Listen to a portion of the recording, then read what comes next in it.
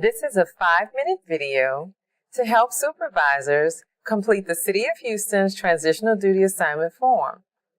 A transitional duty assignment is needed after an employee has been injured on the job and a doctor has determined that they can return to work but with restrictions.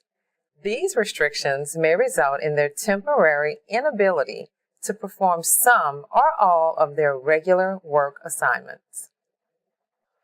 Transitional duty assignments allow an injured worker to return to gainful and productive employment with the goal of returning to full duty while earning their regular wages. Sometimes, when an injured worker is off work too long, they could lose strength or their health could get worse. Research shows that injured workers that return to work need less medication and medical treatment. To identify a transitional duty assignment, the supervisor should first identify the injured worker's restrictions. These restrictions are written on the medical report that should be provided by the injured worker. For example, this injured worker cannot lift overhead, no pushing or pulling greater than 10 pounds for up to 4 hours, and must complete stretching exercises for 10 minutes each hour. Next, the supervisor will identify the injured worker's daily physical activities. Based on the restrictions, the supervisor will decide which, if any, of these activities can be modified or eliminated to allow the injured worker to continue performing activities while recovering from their injury. For example, the injured worker is regularly required to mop, take out trash, and restock cleaning supplies. These activities require them to frequently push and pull, occasionally lift up to 40 pounds, and reach. Their regular assignments also require them to walk up to 8 hours per day. Their regular assignments could be modified by eliminating mopping and taking out trash. However, the injured worker could continue restocking cleaning supplies as long as this task does not require overhead reaching. If this is not an option, look for other assignments that could be combined to allow your injured worker to return to gainful and productive employment. You can combine this task with other tasks such as answering telephones and completing reports.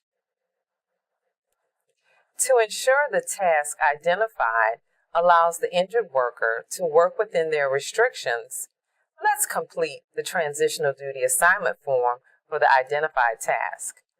This form will help the supervisor identify the physical requirements of the transitional duty assignment and ensure the injured worker returns to a safe assignment.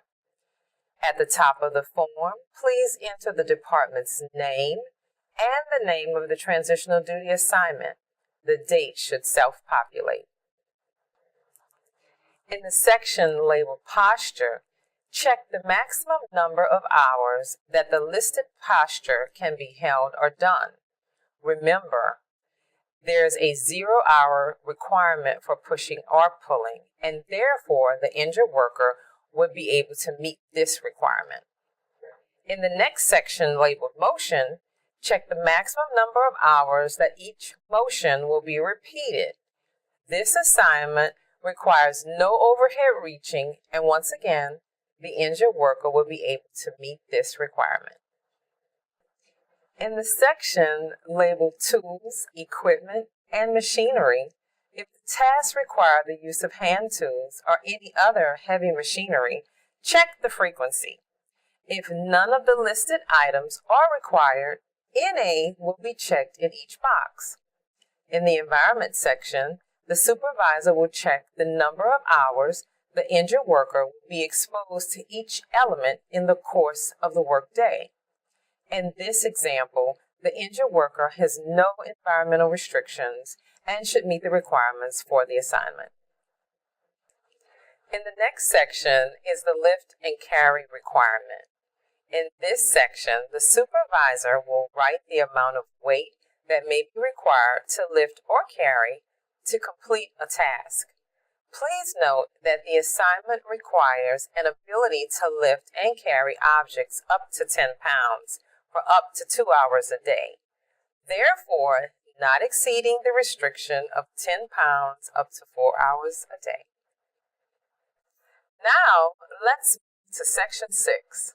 In Section 6, each individual task associated with the assignment must be listed. In this example, the task would be inventorying and restocking supplies, answering telephones, and completing reports. This section also requires you to document the location of the job assignment as well as the name and phone number of the supervisor for the transitional duty assignment. Congratulations!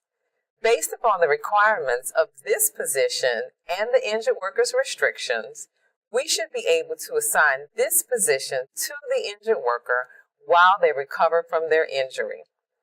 If you have any questions related to the completion or usage of this form, please contact your designated department representative or the Workers' Compensation Hotline at 832-393-7233 and choose option 3.